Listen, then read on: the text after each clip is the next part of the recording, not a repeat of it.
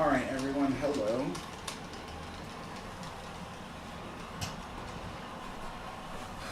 Let me turn the microphone towards me. Jeez. Sorry, there's just more technical difficulties today. Hold on.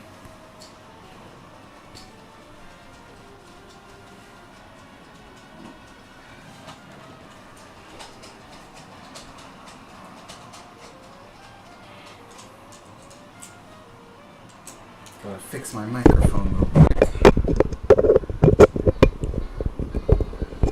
There we go.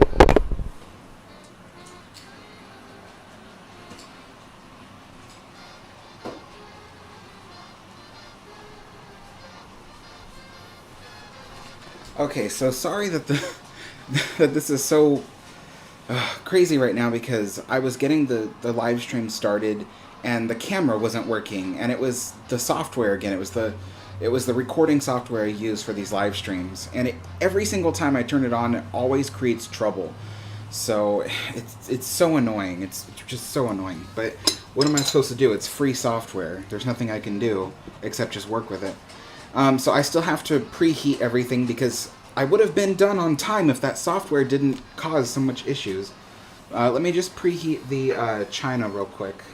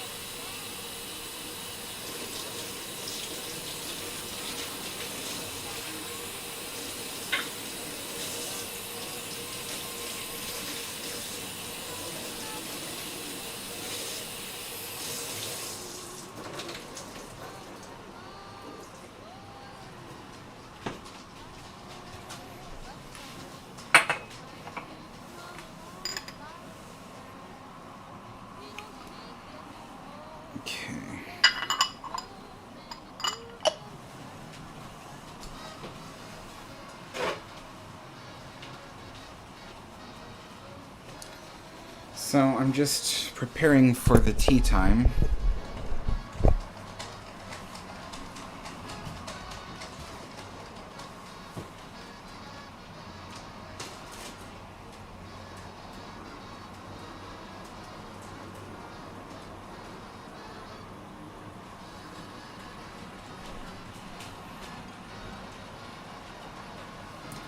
How I do this? Whatever.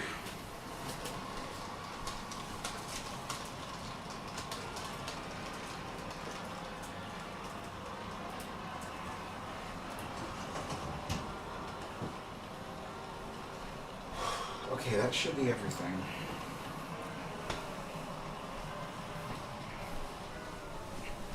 Hello, everyone. I'm just...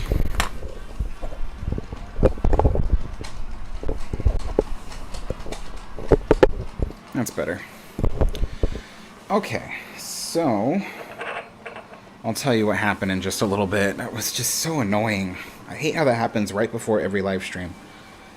There's nothing you can do. You just have to work with it and just, you know, try to get the darn software to work. What is this? I'm not watching anything on YouTube. I'm trying to get to my channel. How do I operate this stuff? Okay. Homepage. YouTube channel. Video.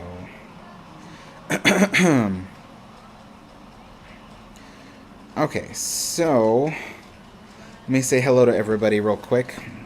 Hello Ozzy, hello Kevin, hello Tyler. Let's see. Hello Historic Productions. Hello Steve from Blue Ribbon Productions. Hello Ocean Liner Productions. Everybody's named Productions today. Let's see.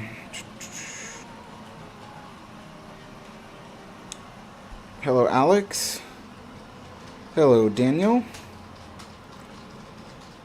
Hello, Pookie Smoochie. Hello, Sniper Goofy. Hello, Chris. Nick, how's it going? 5 days till your next cruise. Oh, wow, that's pretty cool. Hey, Ken, how's it going? Doc, it's good to see you. Lori's here. Jeffrey's here. History Adventures with Candace, hello. Let's see. Pookie Smoochie, thank you so much for the donation. You need an IT guy on standby when you do these things. I know, right? It's just so annoying. Hello, Carrie. Enjoyed the Walt Disney World monorail video. Rode in the cab a few times when I worked for Disney. Worked overtime hours slamming monorail doors as an extra. Oh, wow. That's pretty cool, though. Daniel says, is there any news on Queen Mary? There's a little bit. I'll try to get to that. If I don't mention it in a little bit, remind me. Let's see here.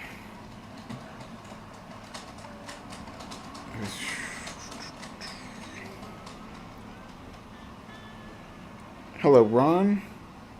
Alright, so let me tell you what happened when I tried to start this live stream. So I had everything set up.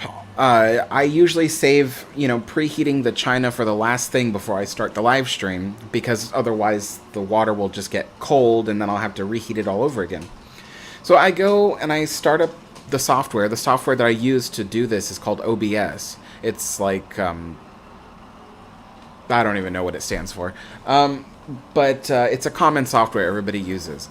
And so I start up the software and the little webcam is on. You can see it like with the little train going by. And then I'm looking and the main camera that looks at me is not on. And I'm like, what in the world? The camera's fine. It says that it's streaming. So I go and I'm like trying to fix things, and I'm restarting the program. I'm going into the settings and reselecting the camera. I'm even creating new camera settings as if like it's a new camera I just plugged in. Nothing's working. It keeps coming up completely black.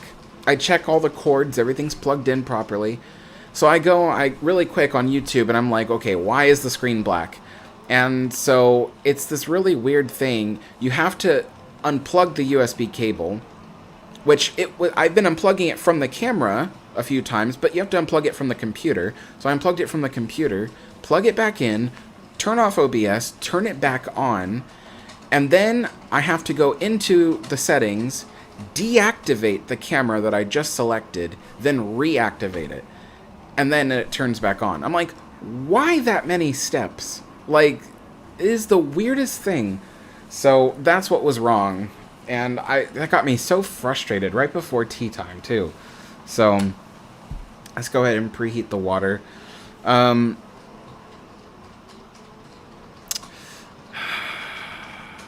My name is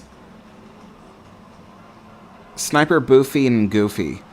Okay, but I can't say that like constantly. So if either I call you Sniper Goofy or just Goofy, or give me a real name and I'll call you by your name. But it's constantly Sniper Boofy Goofy, Sniper Boofy and Goofy. Like, I can't do that. That's like a tongue twister. Let's see. Young Ship Maritime Historian says, hey Alex, guess what? Guess where I'm... Wait, what? Oh, you're turning 12 years old. I have a question. If Queen Mary was not put in Long Beach instead, what if the Queen Elizabeth was put in Long Beach and Queen Mary was the school? Then I guess it would be kind of the opposite. I guess then Queen Mary would have burned down, and then Queen Elizabeth would be the neglected ocean liner that remains. So, I'm not sure. I think that's kind of how it would go. I don't think there would be much of a difference. I don't think that the world would be like, oh, let's take care of the Queen Elizabeth because it's not the Queen Mary. I don't think that's how things would be. I think it would be exactly identical if the ships were swapped in history. Hello, Rayanne.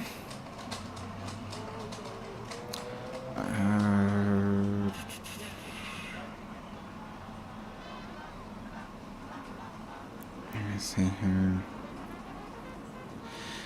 Pookie Smoochy says, I can't wait to see some paint and landscaping on your model. It's going to look amazing. I can already see it. Yeah, I'm really excited for it. I need to finish the back side of the mountain before I can even start painting the mountain. Otherwise, I'll have to paint it, and it would look like I painted two different sides of the mountain. So, yeah. So those plaster molds have to be made, then fitted into place. I should have enough plaster for that without having to buy a new package of plaster. But I need my dad's help to do it. Maybe he'll have time this weekend or something. I don't know. He hasn't had much time lately. Alex says, I'm very happy to announce that I'll be able to come every second Wednesday. I want to ask you a few questions. Sure, go ahead and ask. Oh, Steve says, Alex, I already learned that updating software just before doing a live stream is bad. Yeah, especially OBS software, by the way. So keep an eye out for that. If OBS says, oh, update OBS before you start your live stream, don't do it. Just wait till after. Oh, hello, Chris. How's it going? Chris Butler. Alex says, first, do you think the White Star Line was going to be given a third German ocean liner as war reparations if Olympic was sunk during World War I? I only vaguely know about that story. I'm still new to ocean liners, so I really don't know. I couldn't even tell you what two ships they did get. I couldn't tell you. I'm sure it's in my head somewhere, but it's all scrambled. Like, I don't know the timeline, so I honestly couldn't tell you if they would have or wouldn't have, or even why they got them as war reparations, or why it mattered. I don't know. I don't know.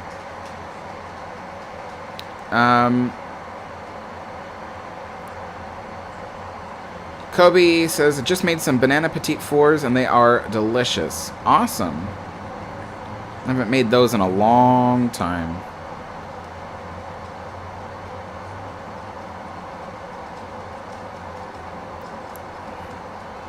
Mood lighting. What do you mean mood lighting? Goofy says, hi Alex, how goes the preps for the Europe trip? There's no preparation yet. I have to save up money, so I'm still in the process of saving. It's gonna be very slow going, you guys. I don't earn that much money. It's gonna be very, very slow. So ask me in like 6 months. Let's see. Jeffrey says, your Disneyland Railroad video got a ton of views. Will you think about doing more Disneyland content again? No, because you see, the thing is I've fallen into this trap before. You make a Disney video, and particularly Disneyland Railroad, that's the most popular thing, or you make one about the history of Disneyland, it becomes really popular, and then you think, oh, this means that there's a lot of Disney viewers who are just waiting to become subscribers if I make more content. I've fallen into that trap 3 times. 3 times. And each time it goes nowhere. It goes nowhere because I make more Disney content, and then that content doesn't get views. Nobody watches it. I get only the most core Disney fans who have already been subscribed to the channel who actually come and watch that. Like you, Jeffrey. You've watched that stuff, but the majority of people don't. They don't come back to see it.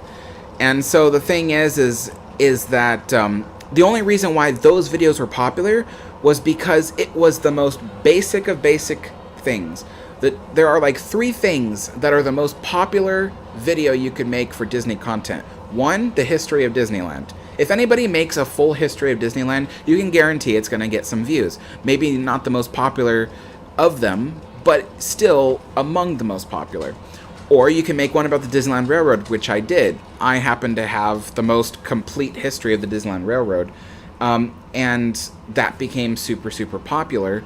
And then there's like a third one, which is like if you talk about like Walt Disney, anything about Walt Disney that is like a documentary form, that'll get a lot of views. But the second you go and you start making videos about Pirates of the Caribbean or Indiana Jones Adventure, it doesn't get any views.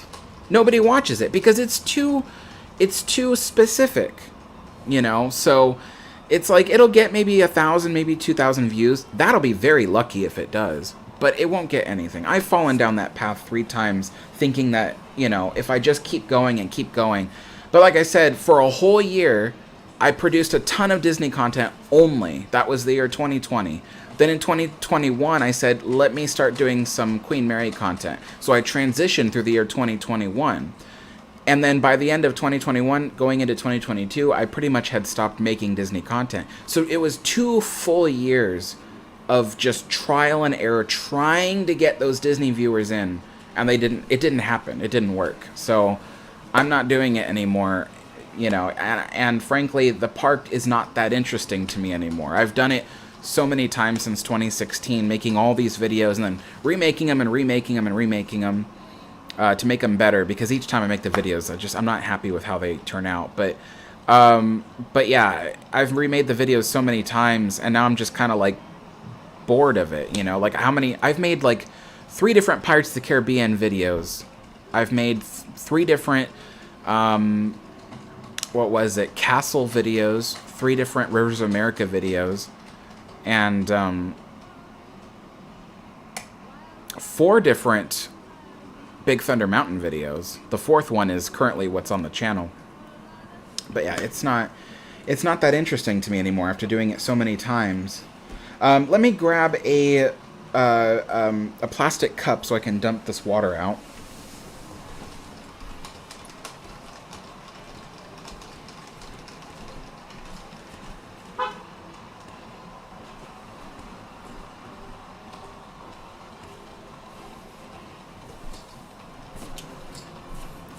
But I'll tell you, I checked the analytics of that Disneyland Railroad video because I wanted to know, is it mostly Disney fans? It's not. The analytics show that it's mostly, the people that have tuned into that video is mostly older gentlemen, 65 or older. That is like the majority. It's like 80% of the viewers were 65 or older men. And a lot of them, when I checked what channels the majority of them watch, because it gives me a list of YouTube channels majority of them watch, it was all like railroad channels. So they were all like railroad and steam enthusiasts. So it wasn't mostly Disney fans. So that's how I know that Disneyland Railroad video, it wasn't popular because it was Disneyland. It was popular because it was trains, and people want to know more about Walt Disney and his love of trains, because there's not much content out there about that. But that's kind of an insight into why that video went so popular. Okay, let me just... Uh-oh. Is it stuck? There we go.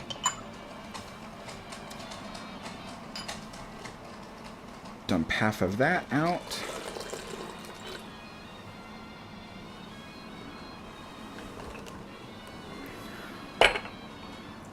Oops.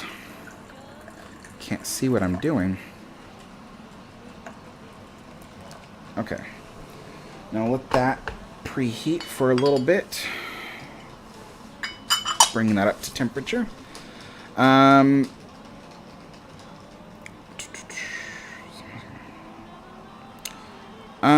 Tyler says, can you believe that someone was giving Josh from Resort TV 1 wrong info about Queen Mary? Good thing I emailed him.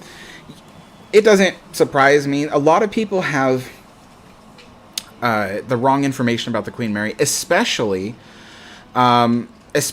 people who have the wrong information about the condition of the ship. I can't even tell you how many people have information that is like 10 years old. Like, they'll tell me something and I'll be like, that was 10 years ago. Like, that's not how it's been the last 10 years. So some people, they are just repeating information they learned like a decade or 2 ago without actually going and looking for new stuff to like see what's happening now to the ship. And my channel provides that. And I don't think they know that, though. They come to my channel and they think I'm like some kind of newbie who's never been to the Queen Mary or something and never even knows anything about it. So, but, you know, like me and, you know, my friend Steve, who's Blue Ribbon Productions in the chat, like, we keep up with the news. We have the contacts with all the people and all that stuff, you know. We're very, very, very much involved into the news of the ship. And I'll get into the most recent news of the ship in like a second. Let me just catch up with the comments real quick. Kobe says, your videos always put me in a good mood. Thank you so much. Well, I'm glad it does. Chris says, will you have a scenic backdrop for the layout? No, because I did think about it. But the thing is that the layout is not designed to always be against a wall. I want it to be able to sit like in the middle of a room at some point in the future. So I want people to be able to walk all the way around it, and it'll be themed 100% all the way around. And so the way it's going to be designed is that there will be trees. There's a pink wall in the back that it looks pink because it's just plain foam. It's not painted or anything. But it'll have trees and rockwork and stuff on it, and the trees will help provide a backdrop from this point of view, from this angle. But no, it will not have a scenic backdrop, only because it's not designed to sit against a wall. It'll be designed to be in the middle of a room. So,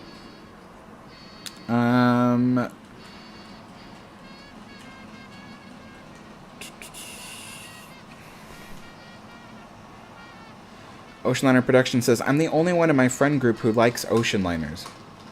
Yeah, that's one of those things where I'm trying to get more young people interested in ocean liners and trains and stuff like that, you know.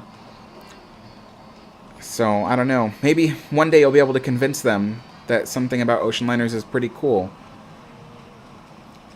Young Ship Maritime Historian says, Alex, do you have an artifact from the QE? Yeah, this teapot right here is from the Queen Elizabeth. I don't use it because it's damaged, but when I do have guests over, I'll use this one, and then I'll have my guests use the other one. But yeah, this particular is from Queen Elizabeth. So is this large sugar bowl from Queen Elizabeth. And then this milk, they call it a milk jug. It's a large one, though, is from Queen Elizabeth. And, do I have, like, any other... off the top of my head, I can't think of any other things I have from Queen Elizabeth, but, they're kind of hard to come by.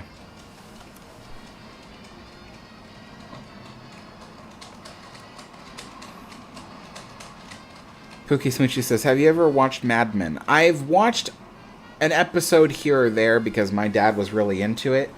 But no, I never got into it. Let's see. Okay, that's almost...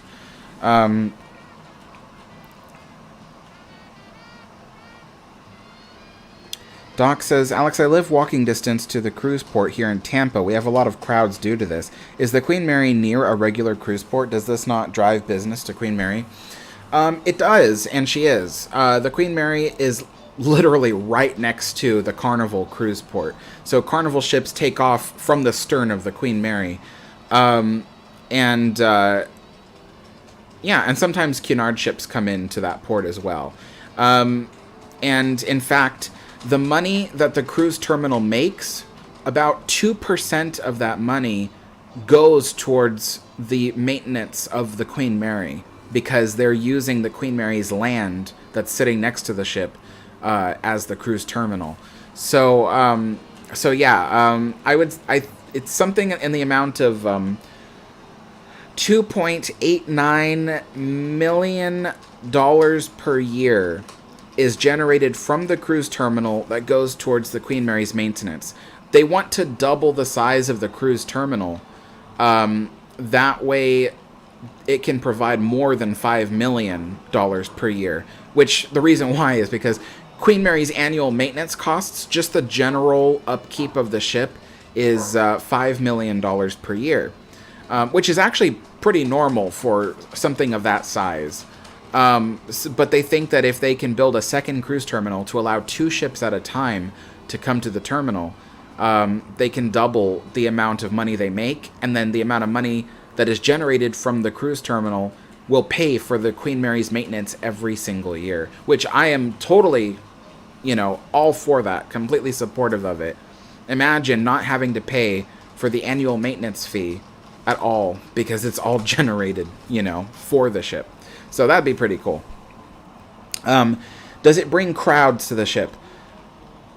Not necessarily. There are people who are about to go on their cruise who will choose to stay overnight on the Queen Mary first, because as you know, if you're leaving early in the morning on a cruise, you might as well stay close by the night before.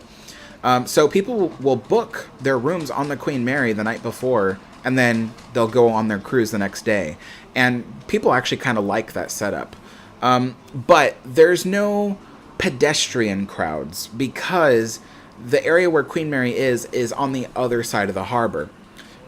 But I actually think that there is a positive aspect to the fact that there's no regular pedestrian access. It gives the opportunity that when they build onto the land, it can create an area that feels more, intimate. It's only Queen Mary, and it's that little area. It's kind of like going to,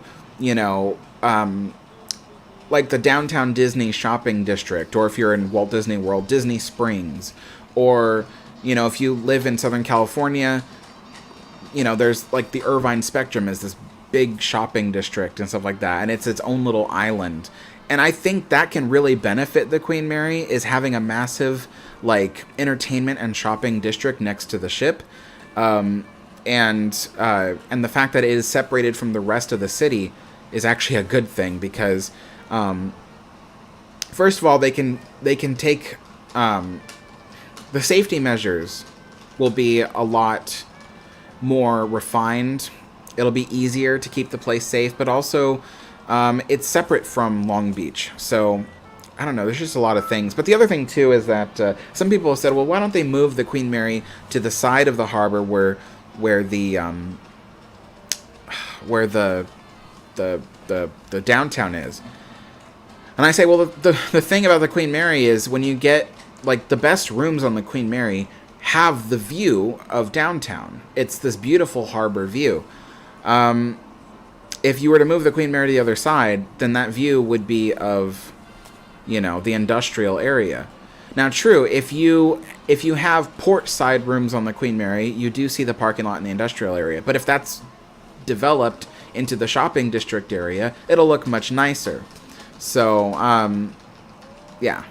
But I mean, that's just me rambling on about stuff. So let's go ahead and do this. So, okay. Updates about the Queen Mary is that there will be an ongoing exterior painting project, and supposedly that'll last for quite a while. I don't imagine that it will be all at once. In the past, that when the Queen Mary's exterior gets repainted, it's from stem to stern, and it's this whole thing.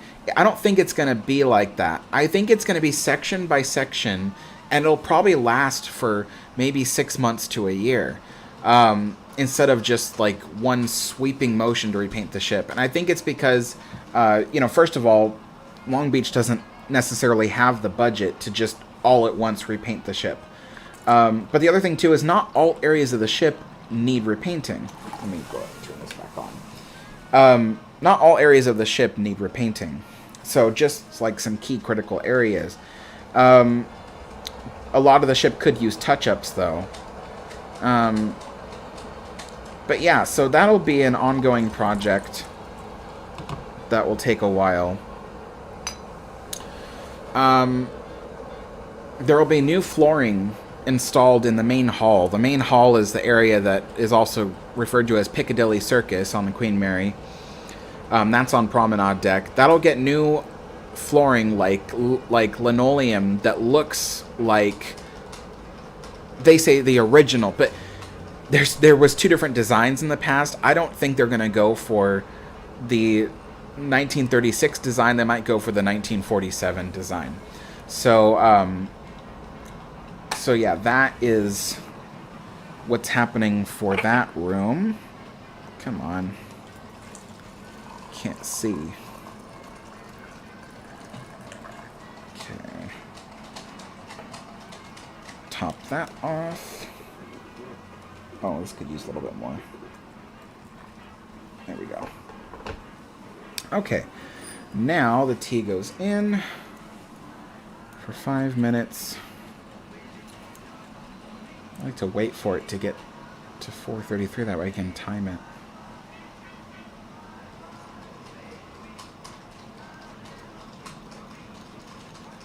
I always reset the clocks on my stove and my microwave to match perfectly with my computer and cell phone. But then, like, a couple days later, it's a minute behind again.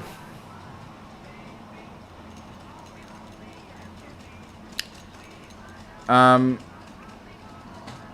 let's see. Another thing that's happening for the Queen Mary. Let's see, 438. 438, 438. I gotta remember that. Another thing that's happening for the Queen Mary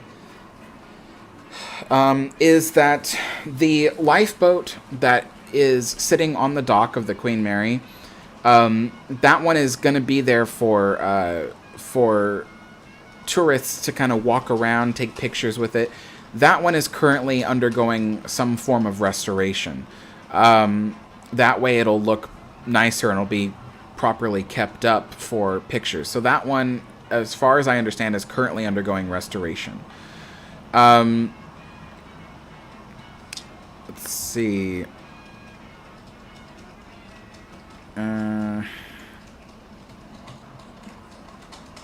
So this one Steve might find interesting, because Steve was talking about this before, but the City of Long Beach was originally going to purchase and install a brand new emergency generator that would go on the ship in the emergency generator room.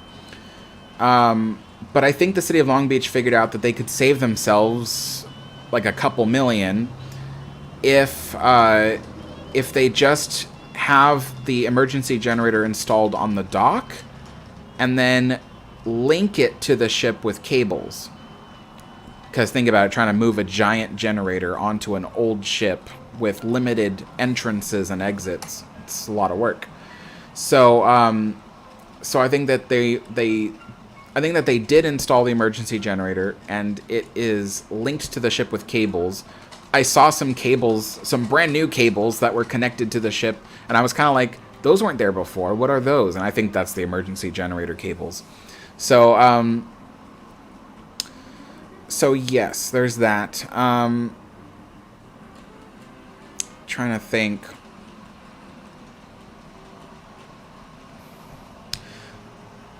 The work to build up the watertight bulkheads, the ones that needed to be kind of raised up higher, that's been finished. So the watertight bulkheads in those particular areas have been raised up higher.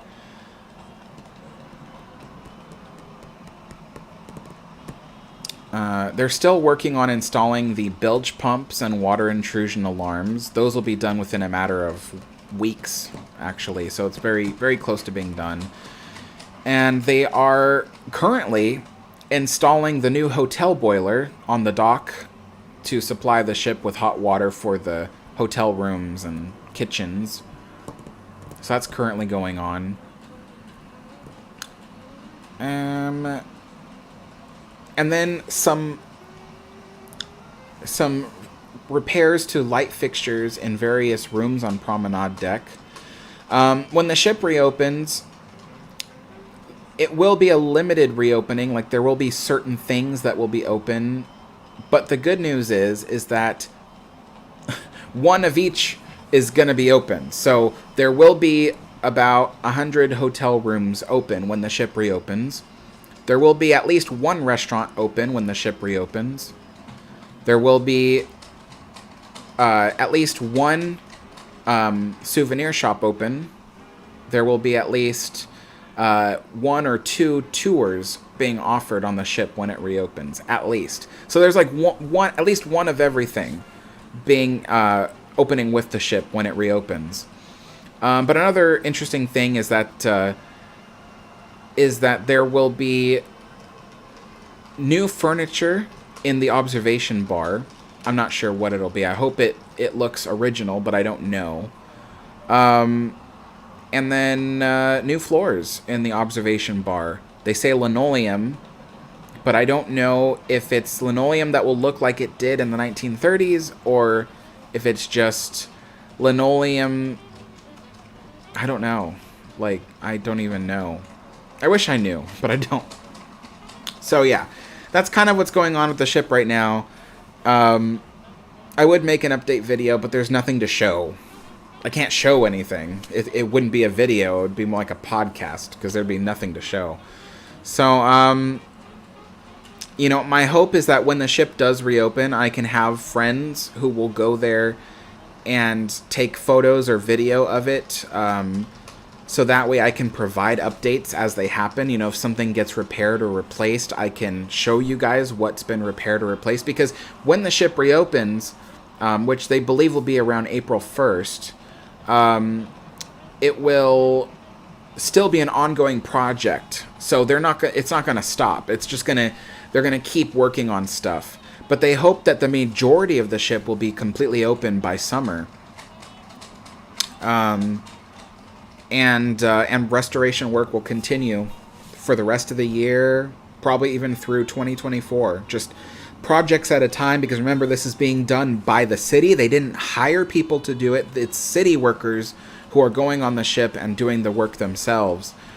Hats off to them, because these are guys who do things like street repair, replacing the lights and street lights, you know, electrical work for the city. These are people who work out on the city streets, and now they're going onto the ship and doing work there. So it's one of those things where, in order to save as much money as possible, the city is doing it themselves, which I think is actually pretty cool. You know, you got a city that's really passionate about their ship, and they want to, you know, get everything done well, you know. So that's that. What is that?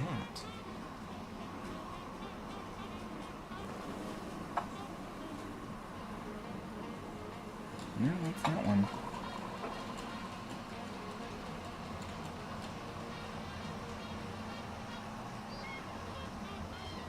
There is dirt in my teacup. A little bit. Not much. Like little particles floating around. I'm like, where did that come from? I don't know. I'll dump it out there. It's full of water, so I'll just dump out the water and it should be fine. Alright, let's try to get back to the comments. I know I was talking for so long. Alex says, do you think the Queen Mary 2 is going to be replaced? So I've actually answered this many times, but basically there's a possibility, because the Queen Mary 2 is so popular it's booked a year in advance. So there is a possibility that it could be replaced, but that's 20 years from now. Who knows if, like, 20 years from now it's just not popular at all. You know, things change every decade, so it's actually 20 years too early to say.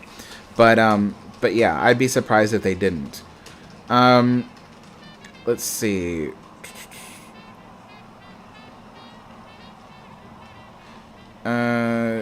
I've watched The Crown through season 4.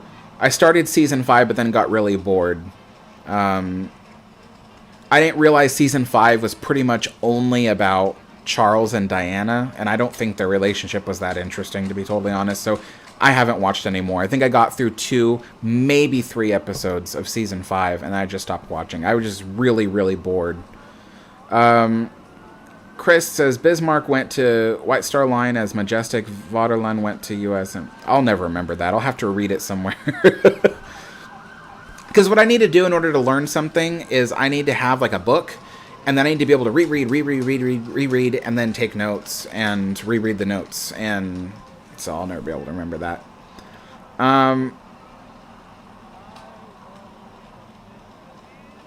Pookie Smoochy says, I'm proud to be in the group of core fans. I watch everything you put out because I love learning. Any topic, Disney or history, I'll watch. I like your style of video. Thank you so much.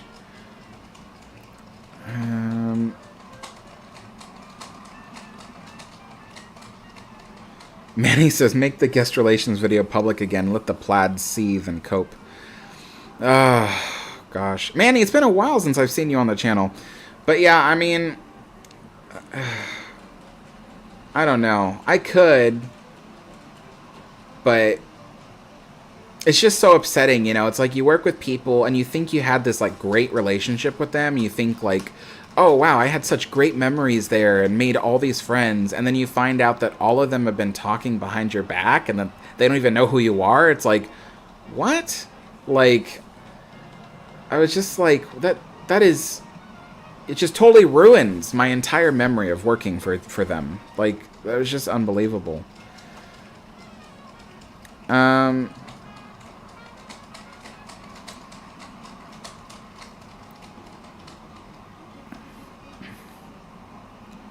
Goofy Roll says, make a video about why making videos about Disneyland is so unprofitable.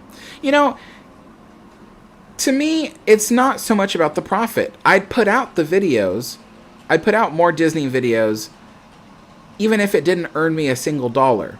The problem is, when you put out videos that don't earn you a single dollar, YouTube's algorithm then goes, you know, you're not making videos that people want to see, so we're not going to promote any other videos of yours. And that's what happens. When you put out unpopular videos, the algorithm will just stop promoting you altogether. And then next thing you know, nothing happens. Nothing grows. Nothing keeps going. So yeah, I mean, I would produce, there are certain videos that I've made that don't make a single dollar off of profit because they're copyrighted or whatever, or even just because I've decided to gift the videos to the viewers. And yeah, those videos don't make me any money, and I do it because, you know, I want people to see it regardless. But yeah, if I keep putting those kinds of videos out, it will just tank the channel because the algorithm does not like that. Does not like when people put out unpopular videos.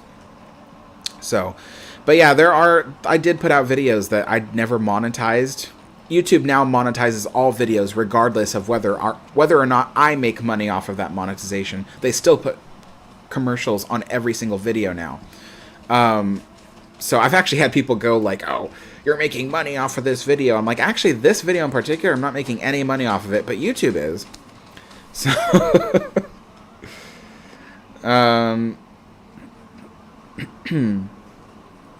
okay, 4 more minutes on that tea.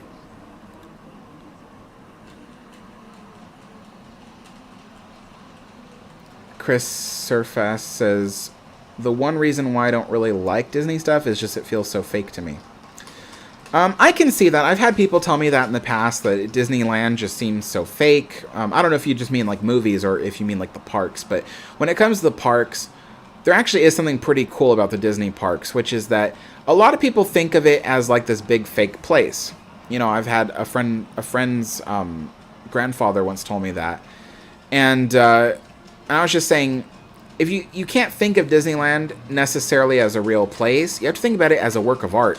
Because the people who built the place were artists. They were artists, engineers. They did things that in that day and age, no one else had done before. You know, so you might look at the Matterhorn and go like, oh, that's just a big giant lump of concrete. But that was the world's first giant lump of concrete. You know, no one had made a giant concrete mountain like that before, with a ride running through it, you know, to boot, and the first tubular steel roller coaster. Main Street, you know, is a bunch of small miniaturized buildings all mashed together. But the cool thing about Main Street is it's also a work of art, because Walt wanted to have bricks on the outside of the building, and bricks are hard to put on a building because of earthquake regulation and stuff like that. And plus, these bricks were miniaturized. So what was he going to do? Was he going to go to a brick manufacturer and say, hey, I need you to make your bricks 5/8 scale to match my park? They would have said no. But what they did end up doing was they put the even the brick buildings are made of stucco, and they carved out the bricks with special tools. So it's sculpted. The buildings are sculpted when they're brick. You know, if they're made of wood, they're made of wood in real life, because they're actually made of wood. But yeah, you know, it was artists, people who had these wonderful talents, who came together to build this place that replicates a magic kingdom. So I can see why some people might look at it as a giant fake toy box, but I think of it more as a giant exhibition of artwork, three-dimensional artwork that you can walk through and touch. So yeah, that's kind of how I see Disneyland. Let's see.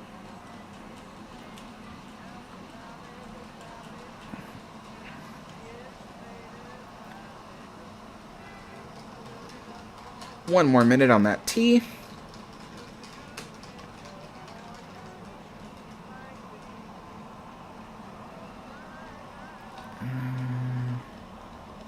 Tyler says, Alex, have you watched The Walking Dead? I used to. I watched like the first 4 seasons, I think. I'm not much of a zombie fan though, but that was one of the best zombie shows or anything I've ever seen. It just got kind of repetitive. It was like each season they moved to a new place and still had to deal with zombies. And I guess, I mean, that's kind of one of the problems with the show, is like it's always locked into that same problem. But yeah, I did watch the first 4 seasons.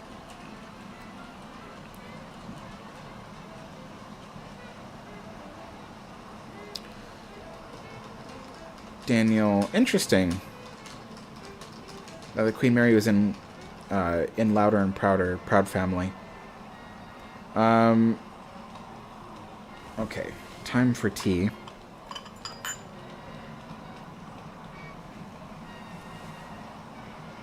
Ron says, hey, Alex, while visiting Queen Mary back before 2020, my brother and myself were posing for a picture near one of the lifeboats.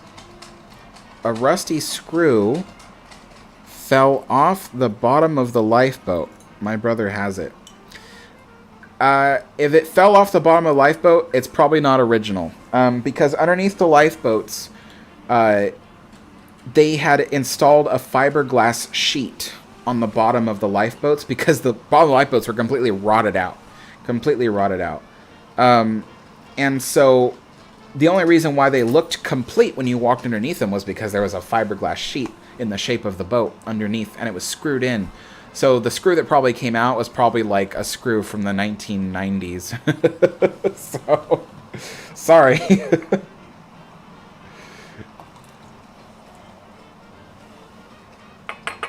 But I'll tell you how you can tell. If it's a screw with an actual, like, imprint of the head on it, like a Phillips or a flathead or whatever, then it's from the 1990s. Or early 2000s. But if it is a completely smoothed over flat head and there is no threading on the actual long part of it, then that is a rivet. So that is original. So then that's something you can say that you have. But there were no screws themselves in the original lifeboats.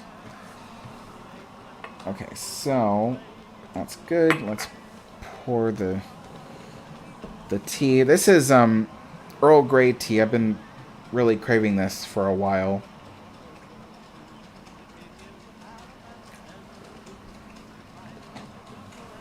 Wow, it's already been 50 minutes. Jeez.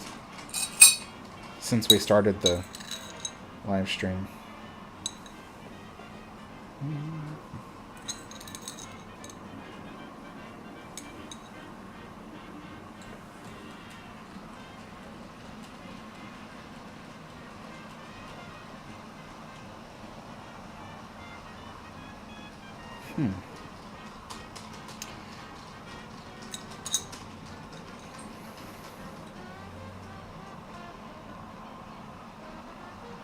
Uh-oh.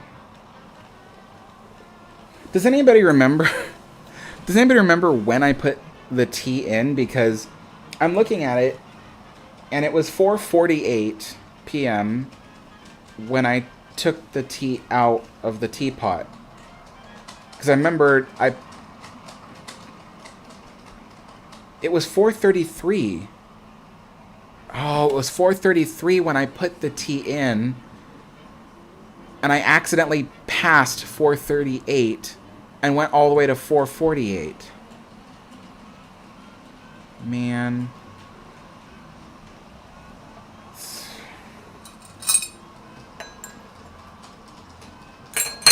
Let me see.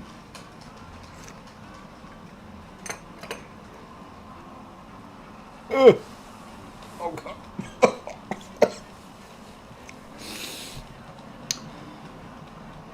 Oh, God. That is definitely, yeah.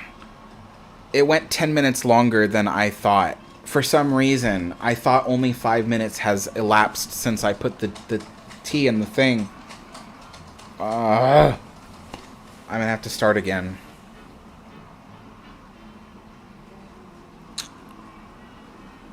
Oh, there's so many questions. Okay, I'm going to put the chat in slow mode, you guys, because there's a lot of questions and I can't answer them all.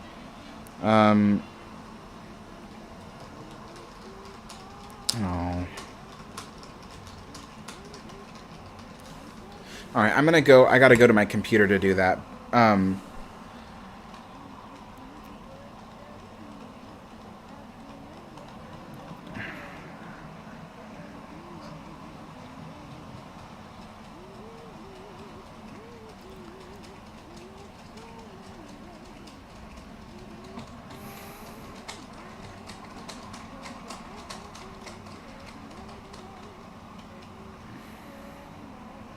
I'm just reading your guys' comments, but I'm not going to read them out loud because it'll take me forever.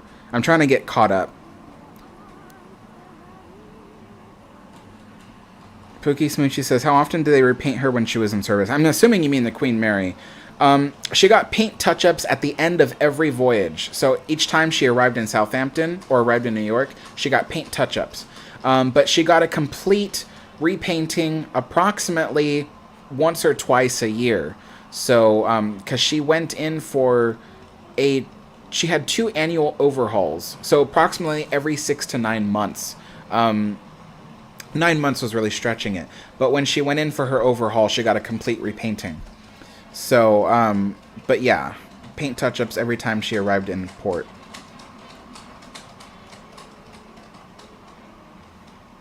Oceanline Production says, why didn't the U.S. Navy want the Queen Mary to enter the Long Beach Naval Dry Dock in 1968? It's not that the Navy didn't. It's that there was a strike happening, and the strike was preventing the ship from going into the dock. Because it's a strike. That's what people who go on strike do, is they clog up roads, they stop up, train lines, all kinds of stuff. So that's what they were doing, was they were on strike. And so they were striking to stop the ship from entering. But it wasn't the Navy itself. The Navy was fine with it.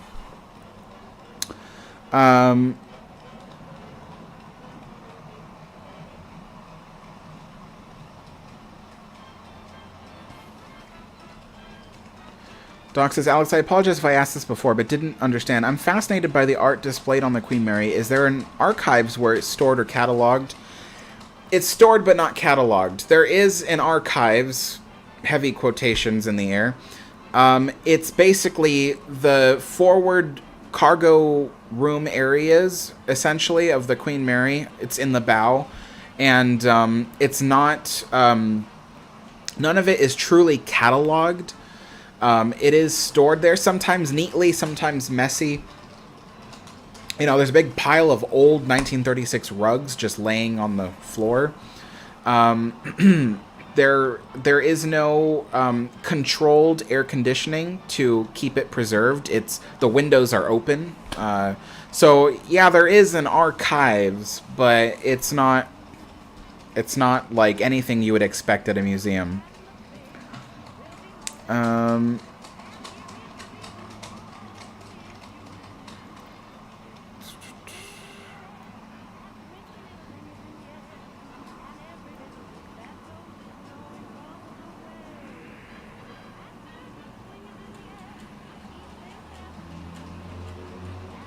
Jeffrey says, a while ago you talked about selling bookmarks. Are you still thinking about doing that? Actually, yeah. I was talking to my dad about it the other day. But the special laser cutting printer thing is like $1,000 at least. So I was kind of like, that is a hefty price to pay. So, yeah.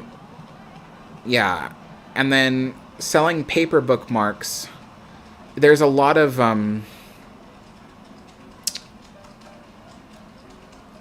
planning to do. Let me just put it that way, because I don't want people to have my home address. I've gotten death threats and stuff in the past, so I do not want people to have my home address. So I have to set up like a P.O. box, and I have to do all this stuff, and you know, it's a lot of planning, and you know, and so it's slow going, and it'll cost money to make stuff in order to sell. So, but I am still planning on doing it. I'm hoping that before the year is done, I can start doing that for people.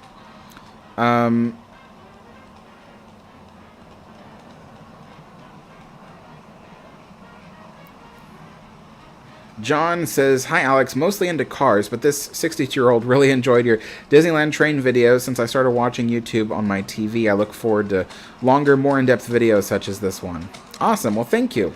There will definitely be more.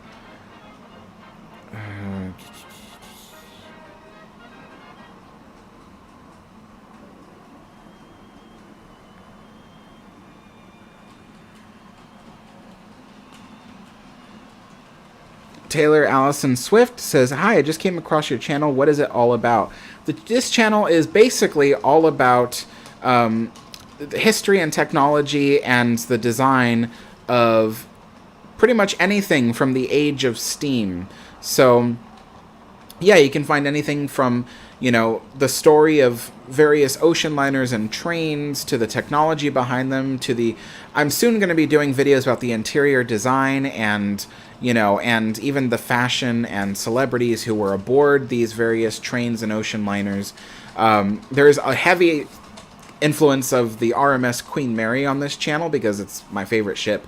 And so there will be a lot of videos still to come about, you know, the beautiful interiors of the ship and how it was all put together and the artists that went into it, all that kind of stuff. But yeah, basically, in a nutshell, it is pretty much just various history and stuff about the age of steam. So yeah.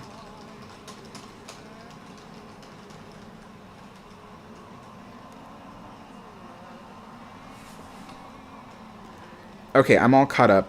I'm going to put the chat on slow mode, and then I'm going to redo the tea. So, I can't believe, like, I messed it up so bad. I honestly thought only 10 minutes elapsed, but the sunlight was coming in, and it was shining on the clock, so I couldn't see the clock very well. I thought only 10 minutes I thought, like, only 5 minutes had elapsed, but it was 10 minutes more than 5. Jeez. Okay, so, alright, hold on. Be right back.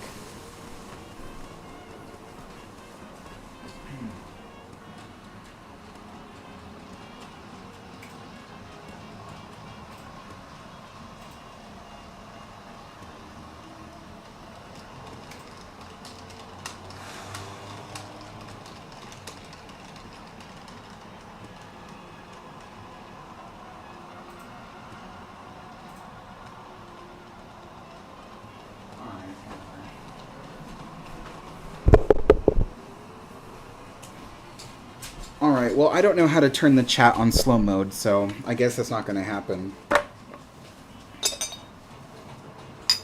Let's fill this back up with water.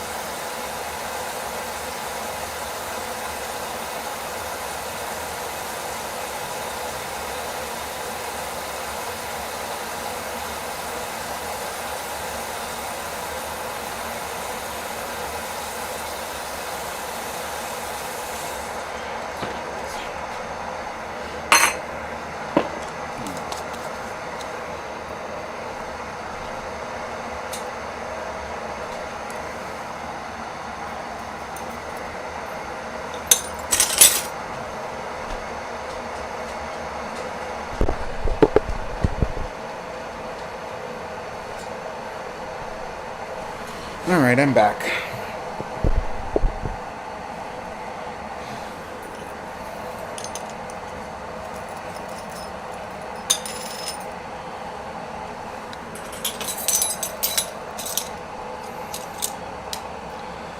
Okay, let's see here.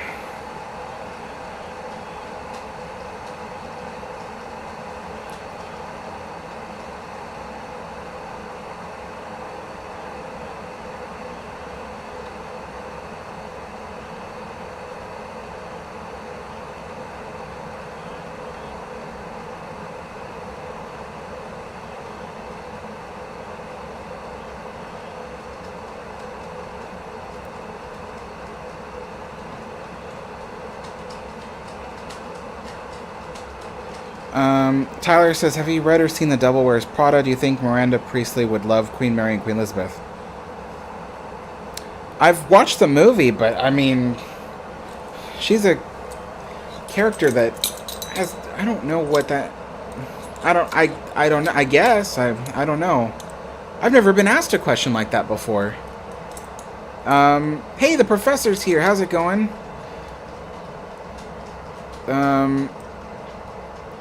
Oceanliner Production says, I know some of the facts in the Queen of the Queens book are fake. Is it true that her anchor got stuck in mud in Acapulco?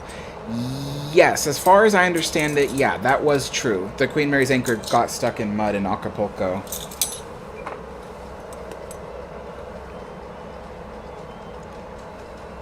Professor Ismail, you just missed it. I had just given everybody a rundown of the recent news of the Queen Mary. So you'll have to go back and watch it, because it was a long conversation. It was a long conversation. Okay.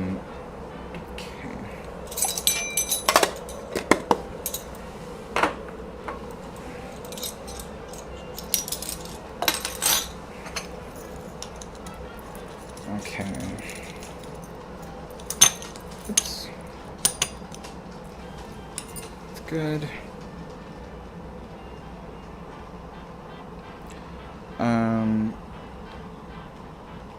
Taylor says, cool, I was on tour not too long ago. I am surprised I even found you. Nice to meet you. Nice to meet you, too. So you were on board the Queen Mary? You were on tour? No. I'm surprised I even found you. I didn't know you were on the Queen Mary. Okay, let's see. Okay, gotta preheat this. Please don't crack.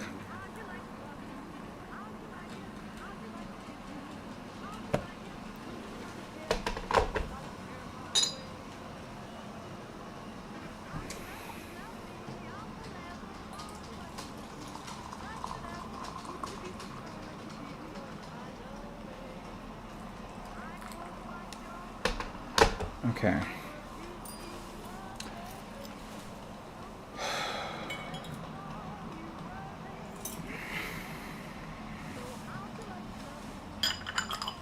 Setting a timer on my phone.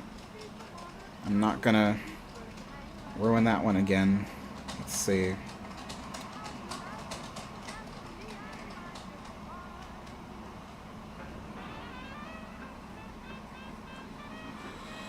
Alright. Timer is set.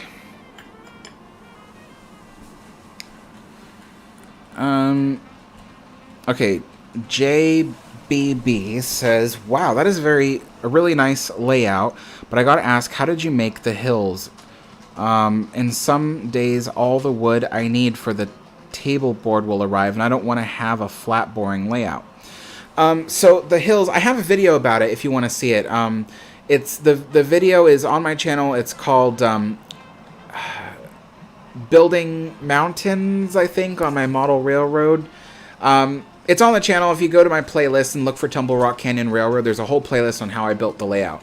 But essentially, the mountains are done with a technique where you crumple up newspaper, tape the newspaper down into the basic shape of the mountain you want. Then you cover that in plaster cloth, cover that in another layer of plaster cloth, a third layer if you want of plaster cloth, and then you paint plaster onto the whole thing to create a hard shell. And then with the rock work, you can...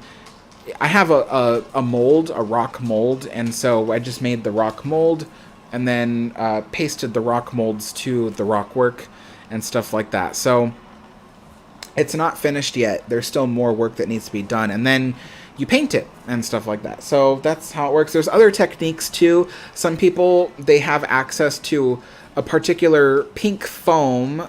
It is a insulation foam, and it's pink. What's the company? Owens Corning Company. So yeah, it's got like a cartoon character, the Pink Panther, on it. But anyway, if you have access to the pink foam, you can layer up the foam and then carve it out with a foam cutter. So that's another technique you can do. I did not have access to that foam until very recently, and it was already too late. So yeah.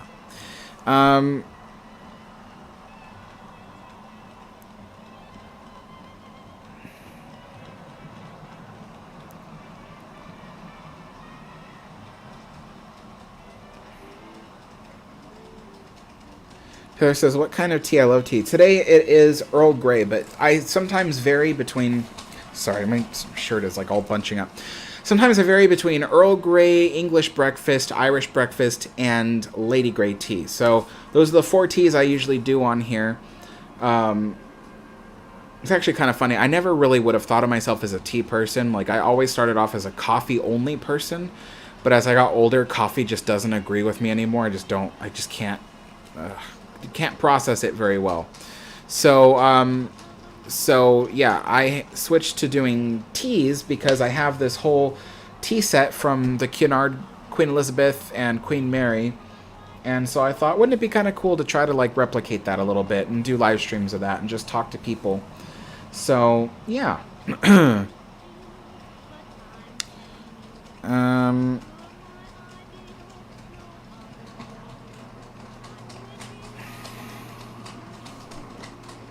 Hey there, Malibu Company, and we're not talking about ghosts, so glad you came here at the right time. Let's see.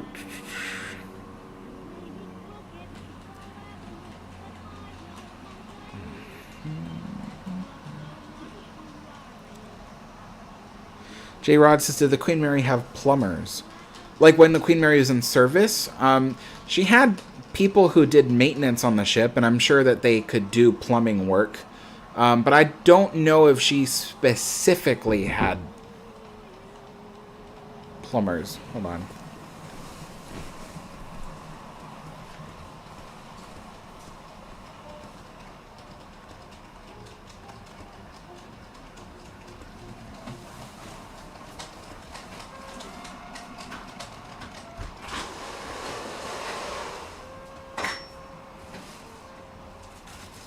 Thank you.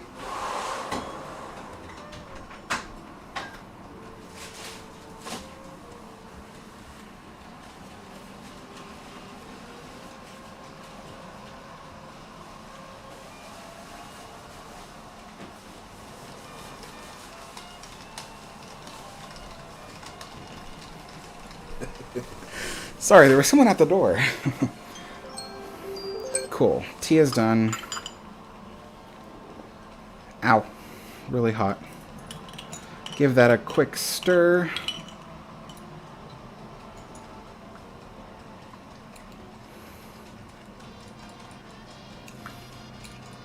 You know, I actually really hate cleaning out these, they're the tea infusers. Ugh.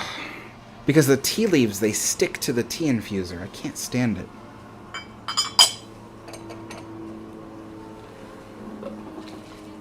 Okay.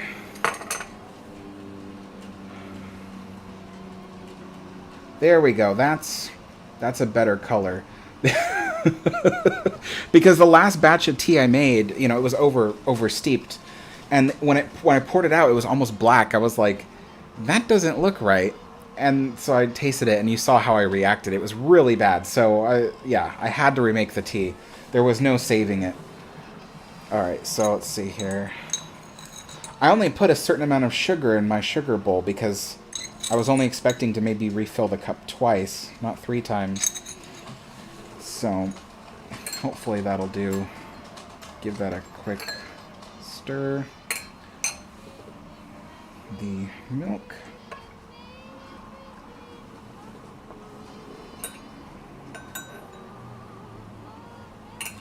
All right. Oh, man. I have been craving this Earl Grey tea all week.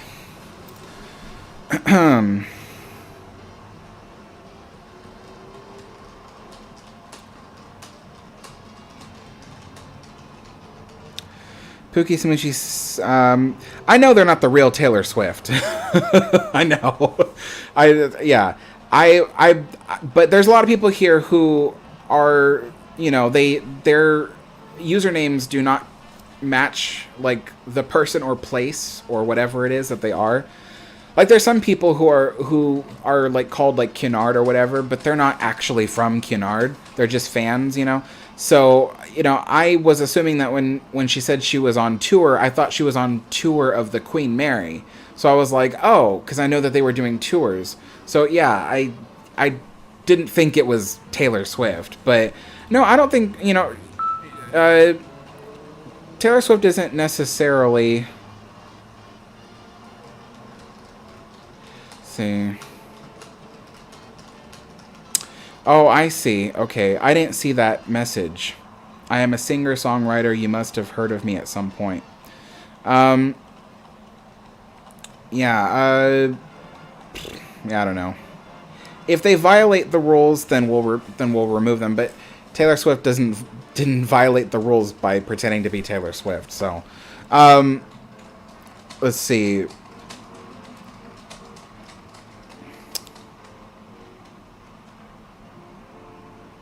Young Ship Maritime Historian says, did the RMS Queen Elizabeth have a nursery like the Queen Mary does? Yeah, she should have had 3, one for each class. First class, second class, and third class children's nursery.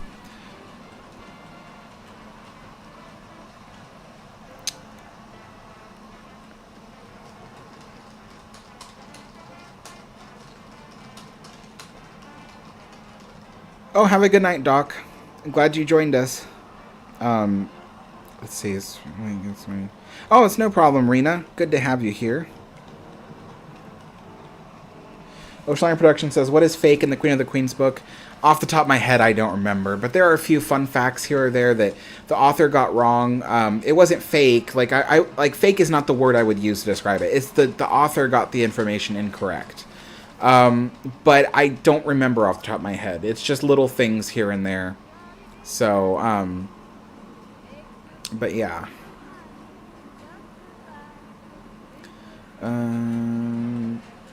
Hello, Matt. Good evening.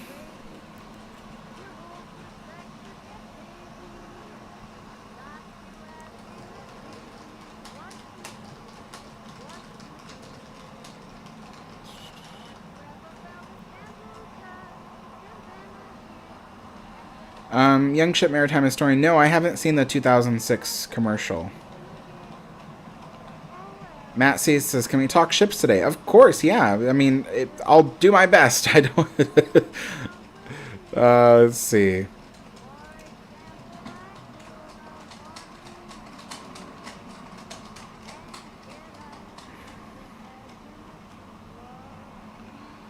Young Ship Maritime Historian says, does the SS Rex still exist? Which one? Because I made a video about the second one. So I don't know which one you mean. For those that are confused, yes, there were 2 SS Rexes. And I made a video about the other one that not many people know about. Malibu Company says, wondering if they're still going to move Imaginary to Florida. Disney just announced a 7,000 person layoff. Wait, Disney in Florida just announced 7,000 person layoff? Wow. Yeah, I don't know if they're going to move Imaginary to Florida. I was kind of doubting it.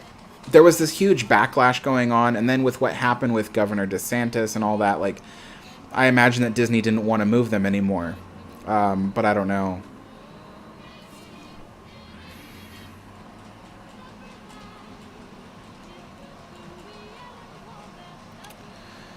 Professor says, who is that at the door? Amazon delivery. They were delivering something I just got, so.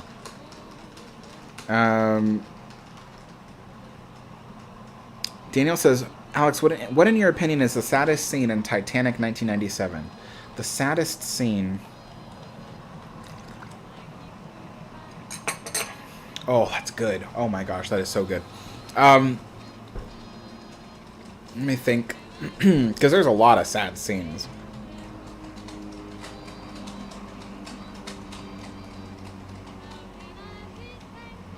Well, one of the ones that pops in my head first, and I know a lot of people probably, because it's not like in the midst of the saddest part of the movie, but it's the part where Rose gets in the lifeboat, Jack is there, and what's his name is there.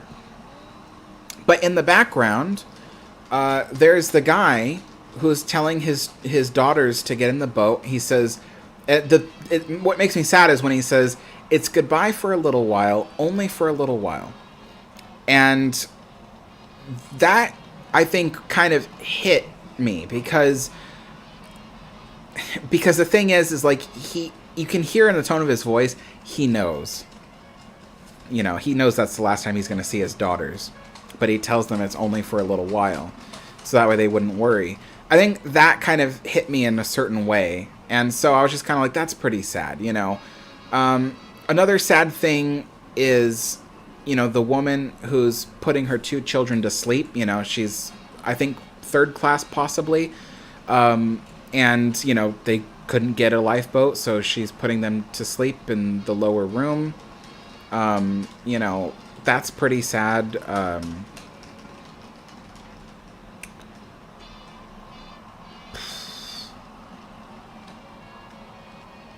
Gosh, yeah, I'm trying to pick them out like needles in a haystack. It's just a lot. It's a really sad movie.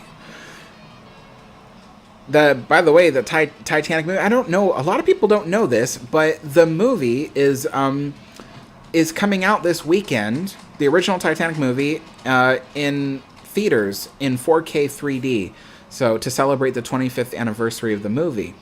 So, yeah, it's happening this weekend. So, yeah, if you guys want to see Titanic in theaters, maybe you've never seen it in theaters before and you want to see it now, now's your chance this weekend. So, let's see.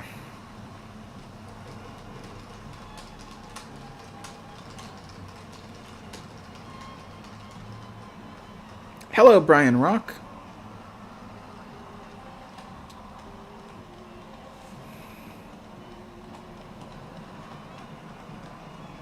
Young Ship Maritime Historian says, Daniel, in my opinion, I think the most emotional scene in Titanic is the scene where Rose dies and it shows that she's back on the ship walking up the staircase towards Jack. Now, what's funny was I don't know if it was on Family Guy or it was something else, but somebody made a good point, which was Rose was married for decades after the events of Titanic. She was married to a man and she had a family and everything. But when she dies, the first person she goes back to kiss is the guy that she knew for a couple of days aboard a ship when she was a kid. Like, not even her husband of several decades. I thought that was hilarious. I was like, right. Like, she just ditched her husband. Like, what in the world? So, yeah.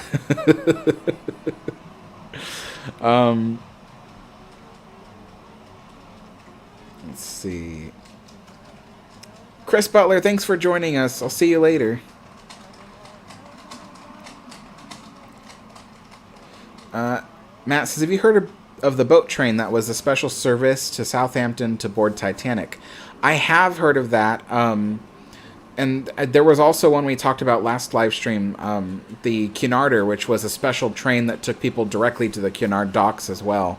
So, but yeah, I have heard of the boat train.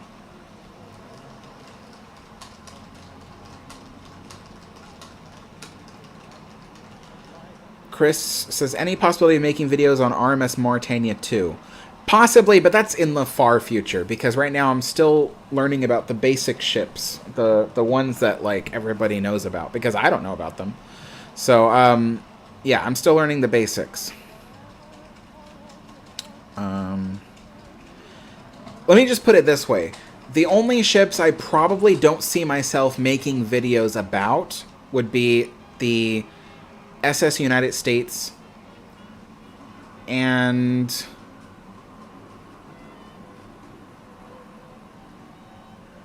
the German ships. Yeah.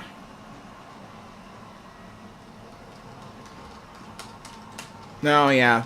So, yeah, I probably won't make any videos about the United States lines. So, any ships from the United States lines, I probably won't make any videos about them.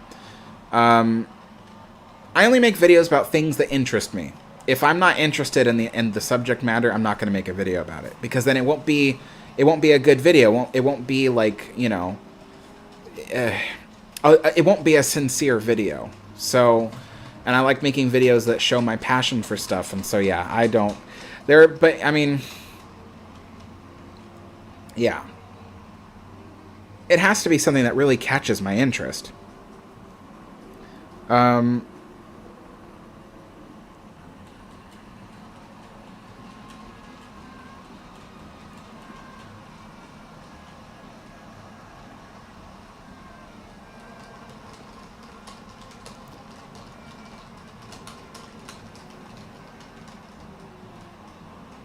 Tyler, yeah, that's a sad part of the movie.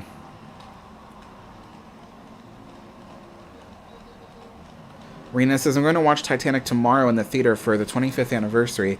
I never was able to see the movie in the theaters in the 90s. Awesome. Well, hopefully, I hope you'll enjoy it, because seeing it in theaters is definitely an experience. That's for sure. I saw Titanic in a family theater when it came out. My grandfather took me and my sister to see it. And it was a really good movie. Really sad.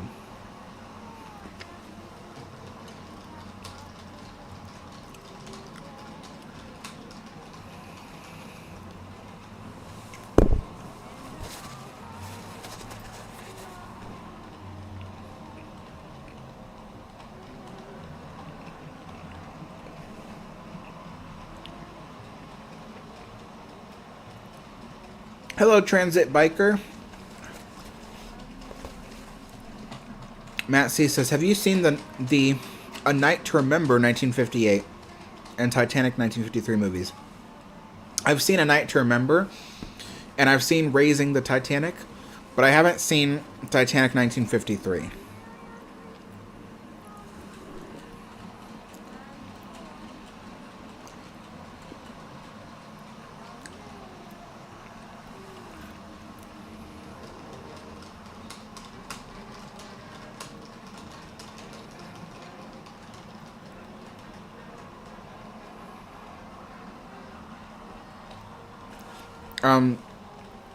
Alex, no, I haven't seen the Conte Grand's interiors.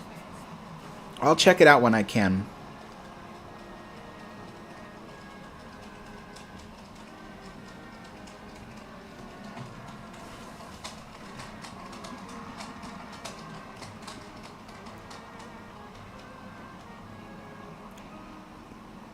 Yeah, I was pleasantly surprised by the A Night to Remember. I'm not very much into old movies, believe it or not. I'm just not that, just can't. But that was one of the few examples of like an old movie that I really appreciated. It was actually really good.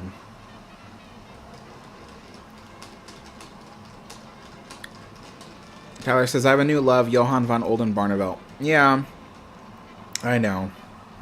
I thought it was an interesting ship too. That's why I was so disappointed that I couldn't put out my video, but oh well. There's a lot of ships out there.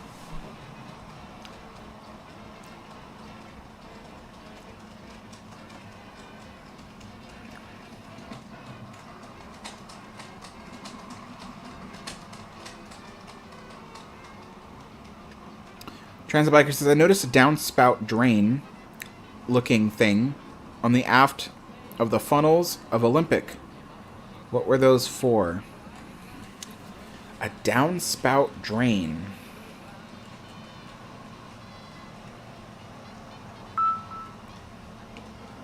I would have to see it. I don't know what you mean. Rena says, I remember watching The Ring in the theater and I was scared for days. That's pretty funny.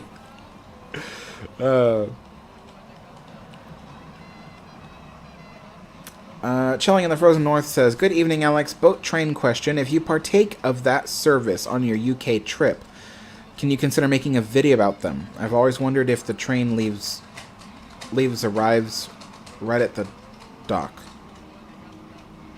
I don't know what you mean. If you're talking about the Cunard, the boat, you know, or the boat train that went to Titanic, like, that was a long time ago. So I think I could make a video about it eventually, but I don't know if that,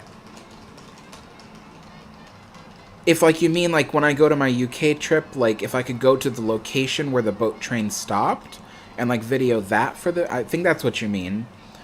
I'll see what I can do. I will be somewhat limited, though, because I am traveling with my friend Chris, and if we have to, like, pay to get a taxi somewhere and stuff like that, he might be less likely to agree to do something like that. Because we do have, like, a tight schedule. So...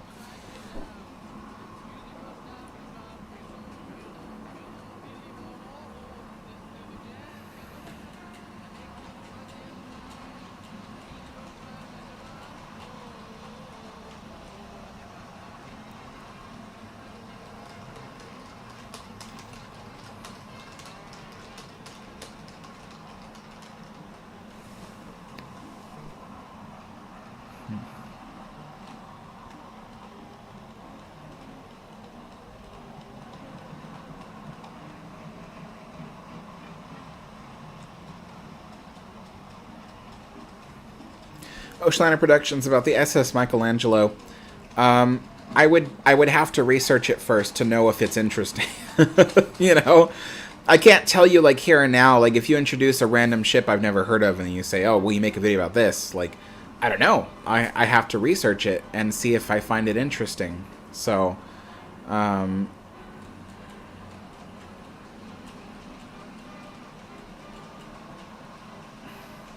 Pookie Smoochie says, is there an ocean liner game besides Honor and Glory, like a sim or something? I personally don't know.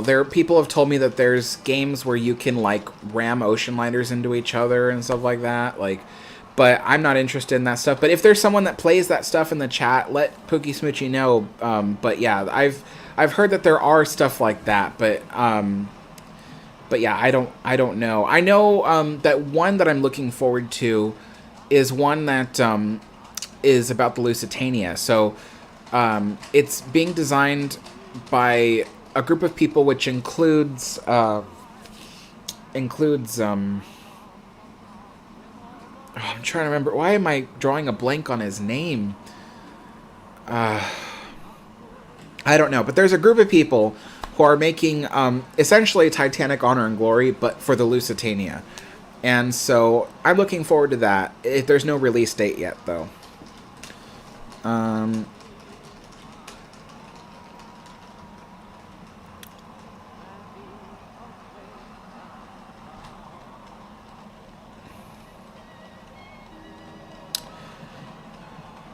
Alex says, have you heard of the mysterious disappearance of the White Star Liner SS Naronic?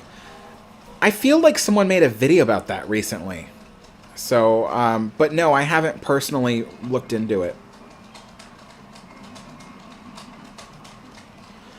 Transit Biker says, may I post a link to a photo of the funnels? You can try, but I don't know that if YouTube will let you. But you can try.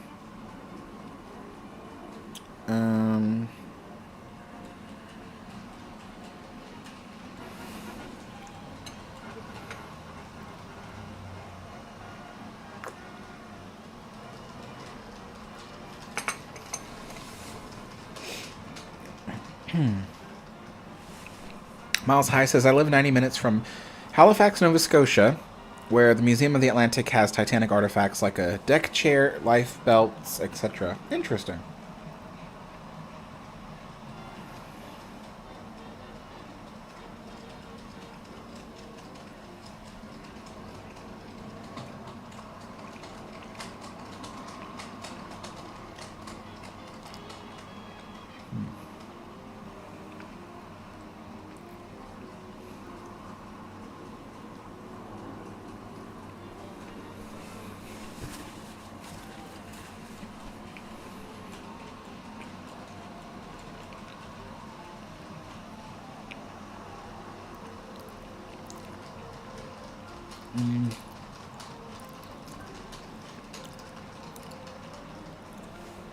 Steve, what Transit Biker was talking about was like a downspout is what he described. So I don't really know. I don't think it was the boiler pressure exhausts. I think what Transit Biker was talking about was there are... Well, okay. All over ships there are these pipes. Some of them, like on Queen Mary, some of them are for the oil fuel tanks. They allow gases to escape, and they're shaped like a candy cane. But on Titanic, there were pipes like that, even though the Titanic didn't use oil for fuel. And I don't know what those pipes are, but I think that's what Transit Biker's talking about. They're shaped like candy canes. And so yeah, but if that's what Transit Biker's talking about, then I have no idea what that was for, because I only know when they're hooked up to an oil fuel tank that they're for the gases. But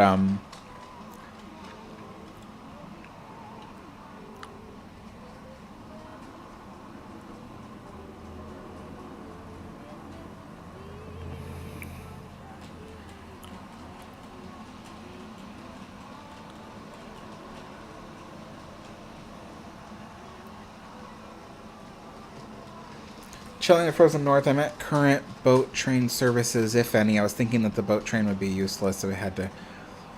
As far as I understand, there's no boat train. You have to... When you get off the ship, you get your bags at the cruise terminal, and then you walk with your bags to wherever you're going. There is a train that goes from Southampton to like London, which I do plan to use that train, but you have to walk to the train station. Or, you know, I think it's within walking distance. If not, then you can take a cab or whatever, but I do not think there is any longer any kind of boat train. Yeah. Keep in mind, not every ocean liner had a boat train service. I think it was really just the major lines like White Star Line and Cunard. But yeah. Yeah.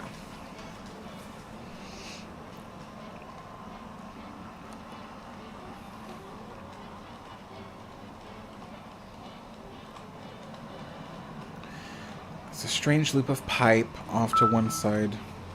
There's the photo.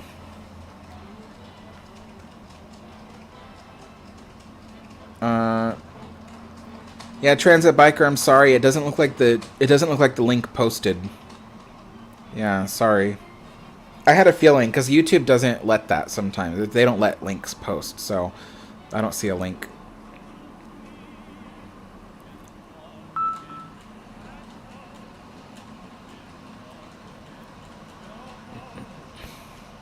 Pookie Smoochie says, are you a fan of ocean liner designs? Isn't he dreamy? Yeah, I am a fan of ocean liner designs, actually. One recent video that I really, really enjoyed that he did was the one about how Queen Mary was built and launched. So I thought that was actually pretty cool. So I really like that. Yeah, I do watch his channel. Is he dreamy? I can't say anything. If I say anything either way, it will be like, you know... Ozzy says, how is the tea now? Oh, it is delicious. It's really delicious, honestly.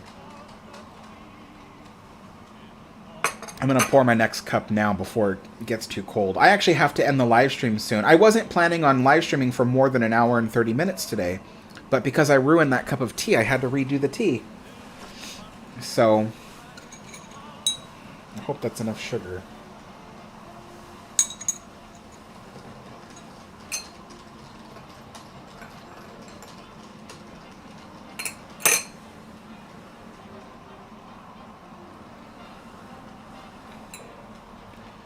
Alright, so...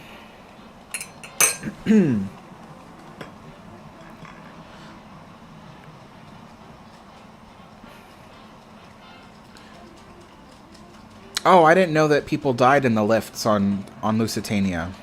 Well, that's sad. Alex in the seaside of Bulgaria says, which is your number 2 favorite ship? For me, it's going to be the RMS Mauretania of 1907. Also, your train layout is getting better and better. Good job. Thank you so much. My number 2 would be RMS Mauretania. Yeah, I would have to agree. I really love the Mauretania.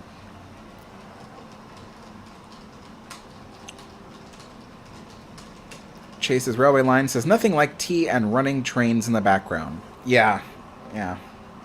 Do people actually like... I want to know, do people enjoy the fact that I show like a you know, video footage of the trains running and all that? Because I did it because I thought people would like it, but I'm not actually sure how many people like it.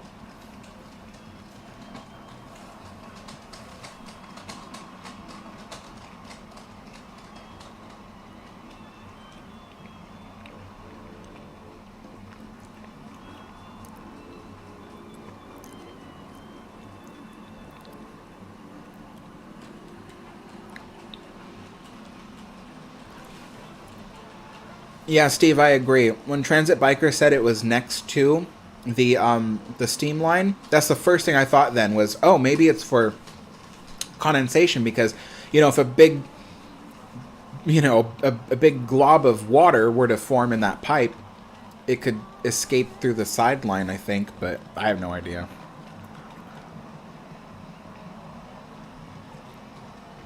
The reason why is the ship lost electricity. Yeah.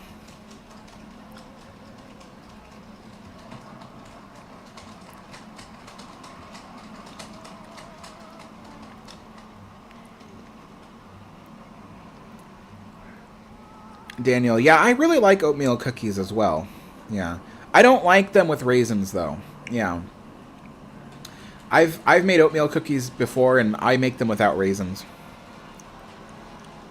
Believe it or not, I have nothing against raisins. I'll eat them by themselves and stuff like that, but I don't like them in my food for some reason.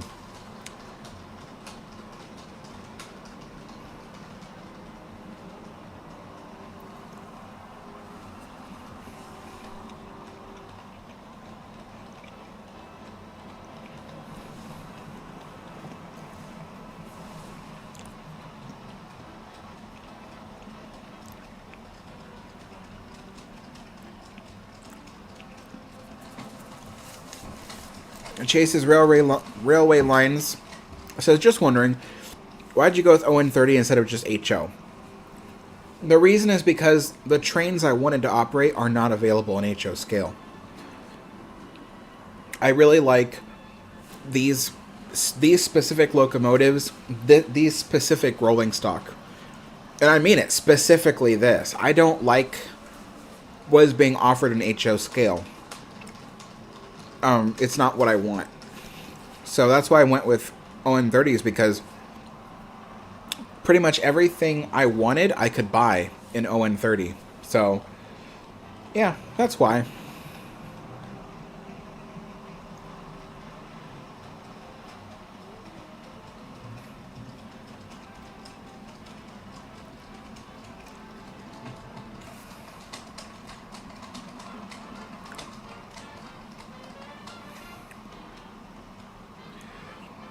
Oh, Steve is leaving. All right, see you later.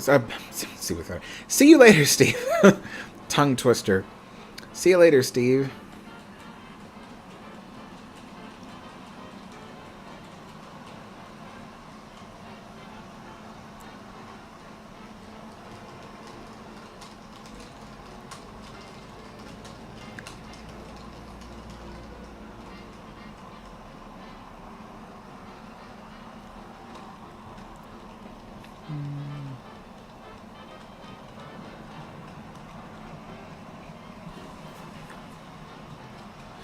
Chilling in the Frozen North says, did you prepare your tea in a special way that makes it so good?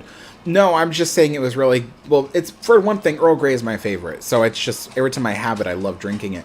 But the other reason why I said it is because earlier in the live stream, I brewed the tea and I accidentally left it for 15 minutes instead of 5. So, yeah. That was an accident because I couldn't see the clock because the sun was shining on the clock, and I thought... only 5 minutes had passed, but an extra 10 minutes had passed. So, yeah, so I had to throw out the tea, and I had to start over again. So that's why I said it, but yeah. But Earl Grey is my favorite.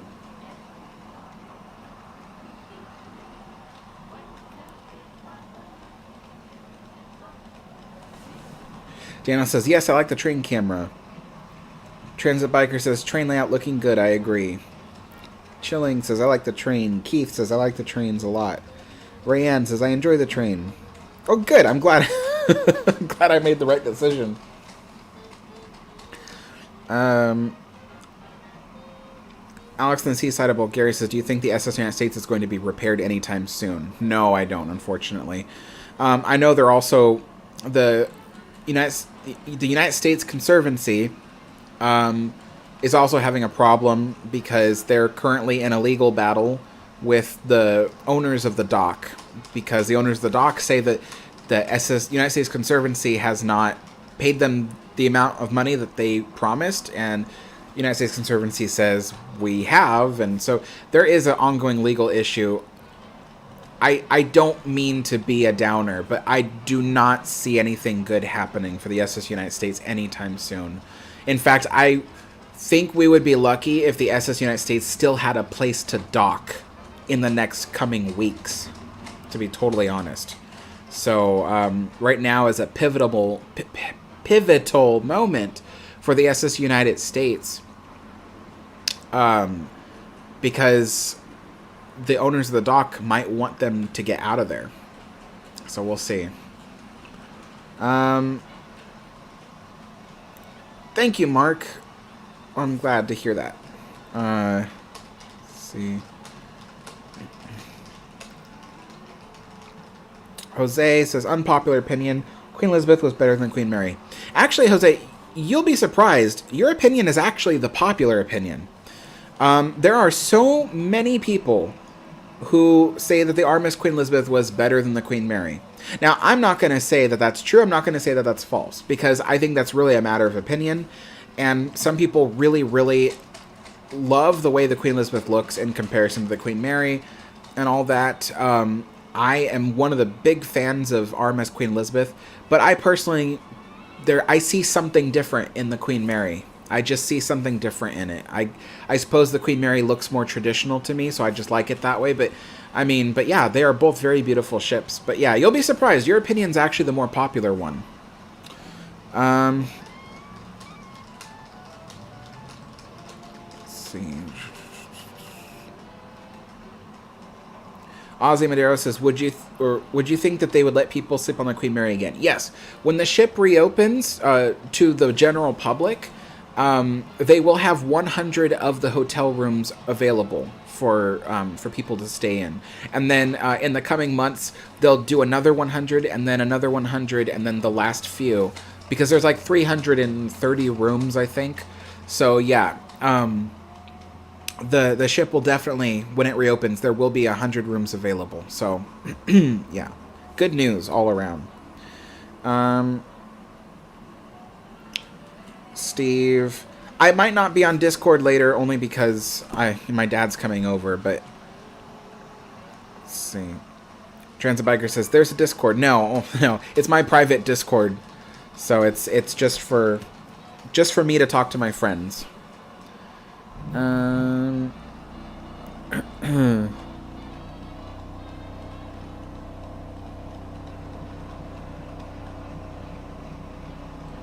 have no idea what Anzac biscuits are. I have never heard of that. Jose says, is the Queen Mary having serious repairs to her hull? No, because there's no need for them. Like, the Queen Mary's hull is actually in really good condition. Very surprising, but yeah, the Queen Mary's hull is in really good condition. So there's no need for repairs to her hull. What they're doing right now, well, actually what they've already done was they identified that 2 of the watertight bulkheads needed to be built higher, so they built them higher. So those are finished. And then they're currently in the process of installing the brand new bilge pumps, 11 bilge pumps and water intrusion alarms. So that's still currently going on. They're almost finished with that. yeah, so you know, then there's other minor things going on here and there. Most of the there are three different types of work. There is critical, urgent, and just ongoing repair work. Critical, obviously, meaning the most important of the important. By the 1st of April, about 90% of the critical repair work on the ship would have been completed. After that, they will start work on the urgent repairs. The urgent repairs are not like... The critical repairs are like fix now kind of thing. They can't open without the critical repairs done. And then the urgent repairs are urgent as in, like, get this done in the next 5 years. So they're going to be working on the urgent repairs next. And then while they're doing that, they've been tackling some of the regular repairs. So there have been some things going on where they've been doing fixes and stuff like that. So, but yeah, her hull is in really great condition. Thank you so much, Ozzy.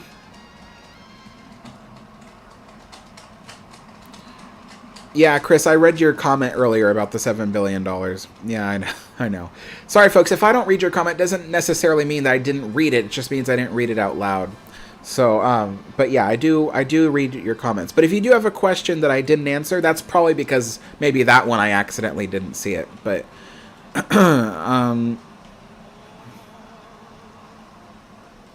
you rather travel on Lusitania or on the Olympic?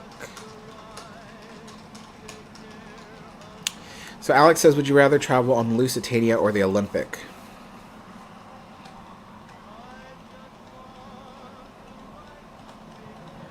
Olympic.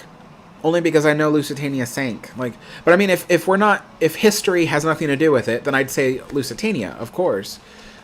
Lusitania, 100%. Olympic's beautiful, but Lusitania is more my favorite, yeah.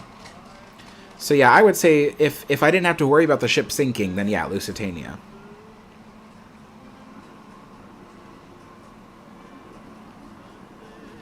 Transit Biker says, Alex, try Victorian Earl Grey by Herney & Sons. Interesting. Okay, I'll look into that.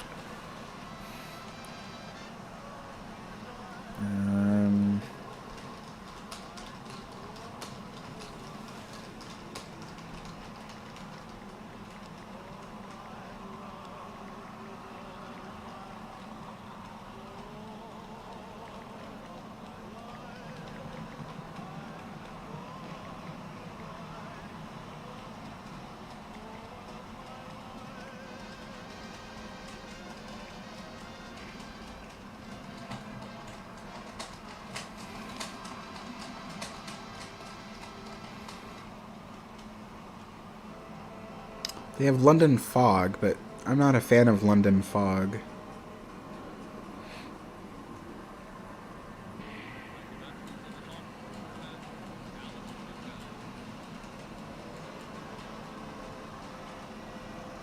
They have a... Okay, so here's Herney & Sons Earl Grey, but it doesn't say Victorian Earl Grey. Ah, well, there's Victorian London Fog, but I don't like London Fog. They have Earl Grey Imperial.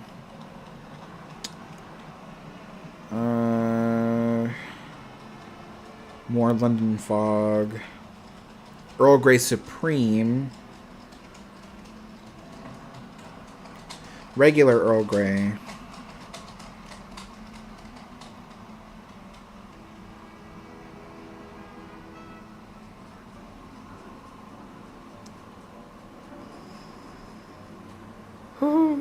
I don't know if you could make a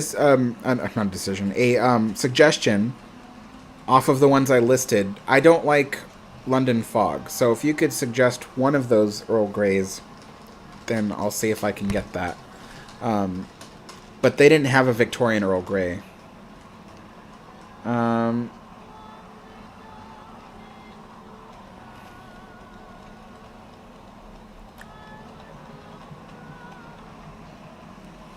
Ryan says, OM30 is the same track size as HO, but trains and cars are bigger. That is correct, yes.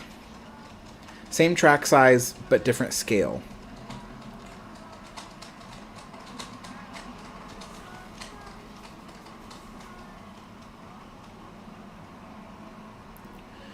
Train Lover says, are the Retlaw 1 cars still behind the boarded up tunnel where the original roundhouse is behind Frontierland, or are they finally rotted away? No, it sounds like you didn't finish the video, but yeah, they were purchased by a man named Bill Norrid in 1992. So they were purchased in 1992 by Bill Norrid. He moved them off the Disney property, and then the cars were then later purchased again. They were split up because Bill Norrid died. So cars 102 through 105 are owned by a man named Rob Rossi at his ranch in Santa Margarita Ranch, California. 101 is at the Griffith Park, right next to Walt Disney's barn. It's fully restored. You can go there and visit it and see it. As for the roundhouse behind Frontierland, it no longer exists. It was destroyed in 2015 to make way for Star Wars Galaxy's Edge, the new land at Disneyland. So yeah.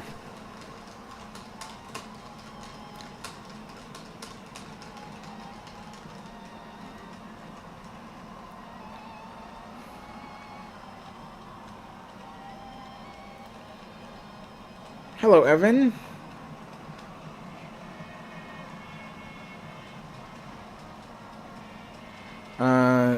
Miguelito Octavio.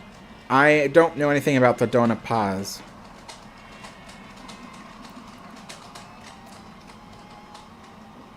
Chilling in Frozen North says, Alex, I've heard about using ultrasound to analyze a ship's hull. Could you consider making a video about the subject? I don't see myself doing that. It's at that point we're getting into electronics. I'm not an electronics fan.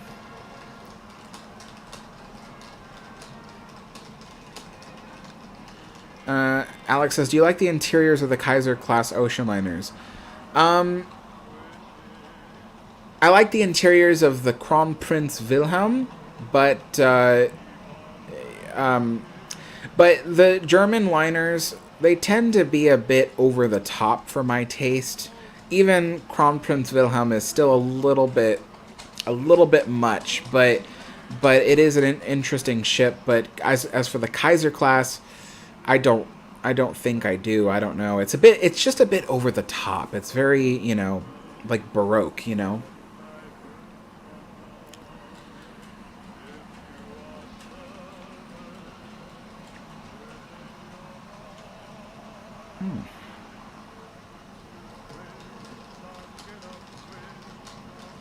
Jose says, is it true that Queen Elizabeth's first class swimming pool was very similar to Queen Mary's second class?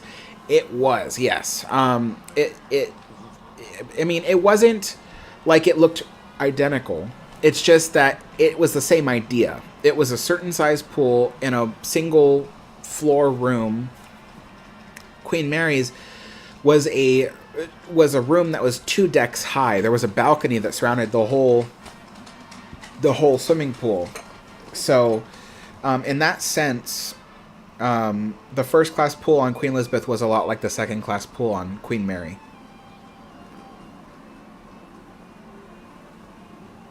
All right.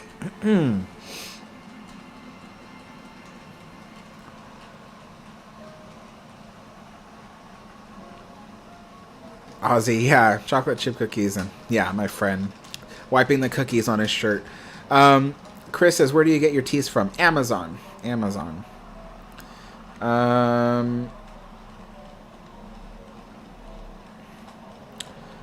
Train Lover. You're welcome, Train Lover.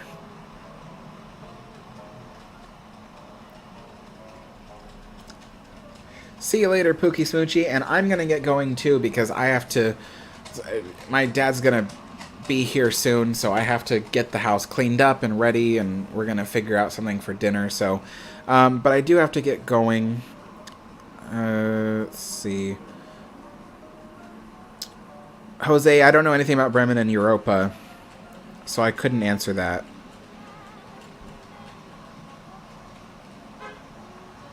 Chris, yeah, I don't like that Disney has gotten so big. But at the same time, there's nothing you can do. That's what companies do. You either grow or you die. So.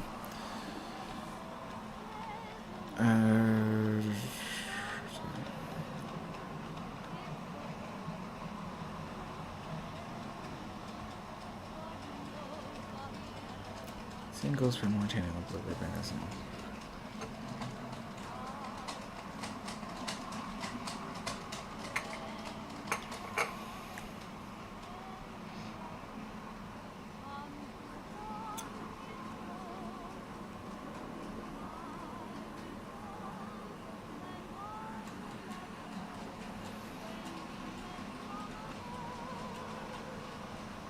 Oh, I see Transit Biker.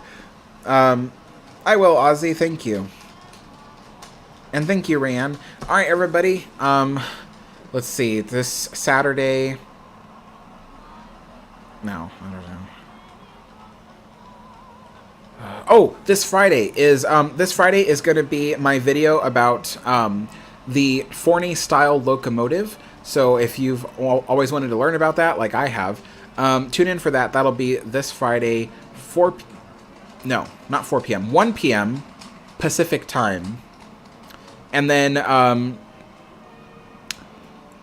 Sunday might be another live stream of me doing work on my model railroad. So anyway, folks, thank you all for watching, and I will see you all next time. Bye-bye.